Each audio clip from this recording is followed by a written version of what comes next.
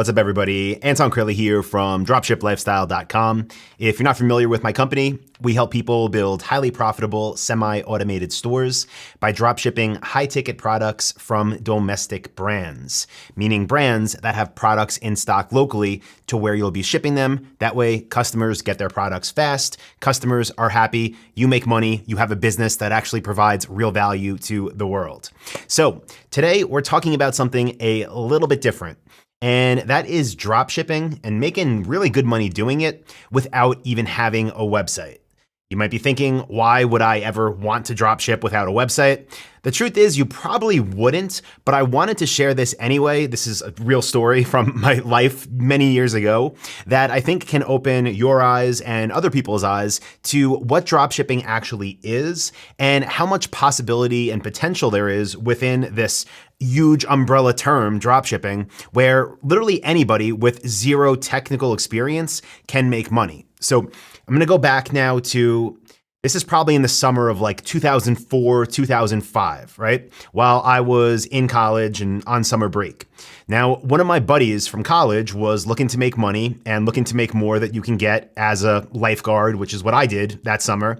And he thought, you know, I'm familiar with like how sales work on Craigslist and eBay. And he just started selling stuff he had, right? That was like the initial thing. What do my parents have in their house that I can help them sell and that I can make some money with? And he sold a few things, he, made some money, but then he thought, what else can I possibly sell? How can I make more money without, again, getting a basic job that a 18 or 19-year-old would get?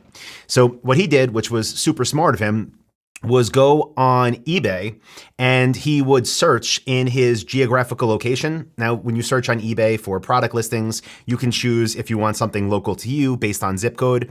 And what he was doing is going on eBay, putting in his zip code, looking within a small radius and looking at expensive products for sale. And what he was trying to find were listings where they had either no photos or terrible photos and maybe some basic product descriptions, but things that really didn't look trustworthy, things that people wouldn't want to buy. And what he did from there was reach out to the sellers, so the people that were listing the products for sale. Now, again, these are the product owners. These weren't businesses. These were people on eBay selling their products like anybody else would sell on eBay. And he would reach out to them and he would say, listen, I think I can help you get XYZ product sold. If you're interested, I'll do it for this X amount of commission. And I can't remember exactly what the commission was that he was charging. If I recall correctly, the way it worked is he would see what they had the product listed at. He would tell them, if I can get you X amount of dollars, which was more than they listed it for, then I'll just keep anything above that I sell it for. So basically, if somebody on eBay had a buy it now price for some antique piece of furniture, let's say, and the buy it now price was $2,000, he would say, give me 30 days to get you $2,500. If it sells for more than that, then I keep the difference because I brought you more money. And he didn't have many people in the beginning that agreed, but he did have people in the beginning that agreed. And part of his pitch, because remember, he was searching locally on eBay in his geographical area, was he would drive to their house or their business, wherever the item was located. He would have his digital camera, which back then was probably like 1 megapixel. He would take multiple photos from different angles. He would show the thing off and he would write a better description. And then all he would do was relist it. He would relist it on eBay. He would relist it on Craigslist and whatever other marketplaces were around back then. I don't even recall going back that far. But he would have this basically beefed up listing that now looked much more presentable. And he would obviously do his research so he knew what the products should sell at and could sell at. And then he would sell them. And what happened over and over again throughout this summer is he would have people buy either directly through eBay from his listing of these products or people that would buy through Craigslist. And he would have the buyers simply go to where the product was, which was at the customer's home, and they would pick it up. Or if it was being shipped somewhere, if it was sold on eBay, he would have the seller put the product in the package like they were going to do anyway, ship it to the consumer.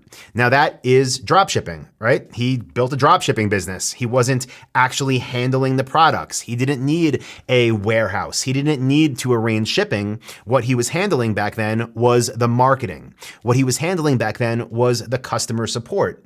And that's exactly what we do. At least the way that we build drop shipping businesses is we focus on getting sales. We focus on traffic, bringing buyers in the door, store. And once they buy, we focus on offering excellent customer service. So just like he did back then, where he was drop shipping without any website of his own, never signed up for Shopify or Magento, or Shopify wasn't even around back then. Who was still Volusion, BigCommerce? No, just, okay, I'll make a Craigslist post. I'll make an eBay listing.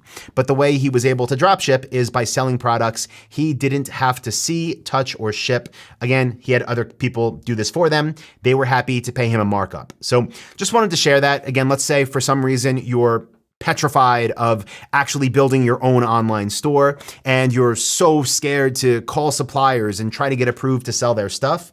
Now, I would tell you get over it because it's worth it, but maybe you're even younger, right? Maybe you're 17 years old and you can't even sign up for Shopify payments yet. And you're looking for a way you can make an extra few $1,000s in a summer or something like that. Well, maybe try this strategy. I see no reason why it still wouldn't work. If you understand marketing and if you're interested in e-commerce, which I'm assuming you are, if you're watching this and listening to this, then it could be a great way for you to build up a bankroll and some cash reserves pretty quickly. Again, the benefit that you'll be providing to the person with the product is I'm going to take care of the marketing, get some great product photos. I'm going to write great descriptions. I'm going to put the thing in the right categories and basically put the product in front of the person that would be interested in buying it. Now, where we are in 2021, that probably includes Facebook groups and posting in relevant places like that as well, Facebook Marketplace. And if you do that, I see no reason why you can't earn some extra money. So again, little different type of an episode today. My advice for the majority of people is still, of course, build a store that can sell the same products over and over again instead of those one-off sales. But if you want to start, you don't want to build a website yet, you want to kind of just make some extra cash, I think it would be a great way to do it. So if you do try this method and it works for you, I would love to hear about it. Go ahead and leave a comment. And as always, if you got value, be sure to give a thumbs up and leave a review. With that being said, I'll be back on Thursday for the next episode of the E-Commerce Lifestyle Podcast. See you, everybody.